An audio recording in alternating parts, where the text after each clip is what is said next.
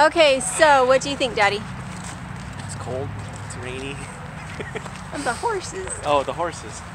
Horses are very pretty. I think that dragonfly is the perfect size for Kaya and Mom. And the dragonfly looks like a Gunner baby. is like a good size for Paige and I. So. Oh. I don't know. I think they're pretty horses. Do you feel safe as far as how I'm handling it with the kids? Does it look like I'm getting results? You saw that she stopped biting. Remember how she bit Kaya, and she did not offer to bite again. Right. And we taught Kaya how to do it instead of... The problem with animals, guys, is that if you come in and rescue your kids every time they have a mishap with an animal, that animal learns to respect you. And they learn that if you're not around, they can hurt your kids. And so I have to teach Kaya how to get respect from Dragonfly rather than Dragonfly just respecting me. But did you see that she was behaving by the time she was finished? Yeah. So that's what you're aiming for with animals, is that you end on a note to where they learn something. They're not afraid of you, but they definitely respect you. And I've got spider webs all over my face now. So this is the other paddock that they're getting cleaned up for us. And the reason is so that we don't have the dogs and the traffic. The horses are actually getting quite used to the dogs and the traffic. But in order to put the kids up on the horses and feel like I can turn my back on them a little bit, I need something a little quieter. Maybe quieter. So this is the other stable. It needs a patch up in the roof. And it needs a patch in the roof. So they have a little bit of work to do before we can bring anything in. But they have this little side stable here. And again, they haven't had horses in here for a bit. This is not where we would put them until it has been cleaned up.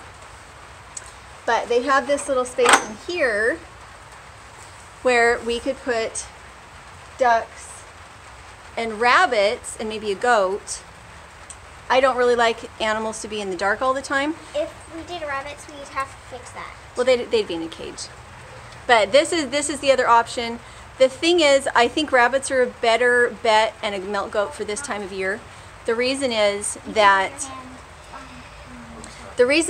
we, for one thing, in here they wouldn't have any sunlight even in summer. And what chickens and other kind of poultry need is sunlight in order to have their egg production be up. So even quail, I think they need something like 14 hours of sunlight a day in order to be producing eggs. So if I was going to do quail and I was going to be really gutsy, I would do them in the house. We have done it before. I don't want to because air quality is a problem when you have poultry. And if we're indoors in a muggy environment, in an apartment, the odds of us having something go weird with our respiratory is pretty high. They're not as dirty as chickens, but quail are still kind of, you know, they're poultry. They have feathers, they have dust mites, you know, all sorts of animal things that come with that. Rabbits and milk goats, a goat that's already in milk, because when you are doing homesteading, you do want to make sure that you're getting the most bang for your buck. You don't want to be feeding animals that are not currently productive, unless you have a free source of feed and lots of daylight hours that you want to donate to the care of that animal. If you want to donate food and time to an animal that is not giving you food, that's fine. With the horses, we get exercise out of them. So we do have something that is back and forth with them, but we don't need to get farm animals if we're not getting anything out of them. Poultry right now, we would have no eggs unless we put a light on them. Rabbits, we could still do breeding and that kind of thing. So that's kind of where I'm leaning as the first homestead animal. If I could find a goat, I would need to bring probably in some cow panels because we could keep the goat in here, but it would need to not be able to go out to the main pasture because the fence wouldn't be good. So a goat might also be overcomplicated right now. So what did you guys think of your ride today? Yeah! It was fun, right? Yeah. Yeah. I got kind of scared though when Dragonfly bit me. But did you handle it? Yeah. What was the most important thing about that? I walked her after she did it. That you showed that you were the one in charge. So if she's going to nip at you, is it okay to pop her? Yes. Because was she being mean? Yeah. Was she trying to show you that she's boss? Yeah. She was, wasn't she? So all of those little interactions that you have, a lot of times ponies have a bad reputation because they're known for nipping and they're known for bad behavior, but a lot of that has to do with when you're dealing with kids, a lot of times the kids don't recognize that.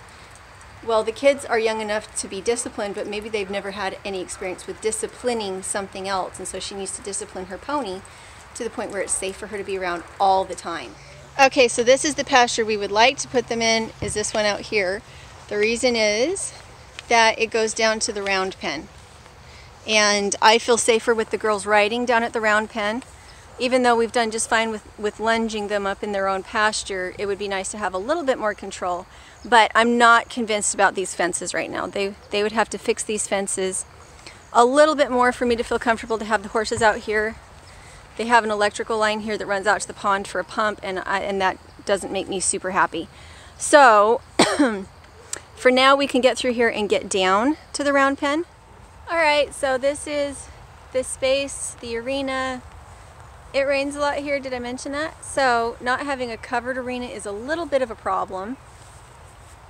But this is what we have, so when we don't have rain we will come out and use it, and there probably won't be a lot of cantering, a lot of jumping or anything like that because of the footing. They do have a round pen over here, which is pretty exciting. And do you feel like it's taking over your life, honey? No more than the camera. Is that a good thing or a bad thing? Is that a resentful thing? No, there's no resentful. It just is. I'm glad that you are able to exercise your hobby and your passion. Aw, thanks. So. Okay guys, we're gonna go do some other things. I can't see me. We'll talk to you later. My little Eskimo children. They are prepared for the cold.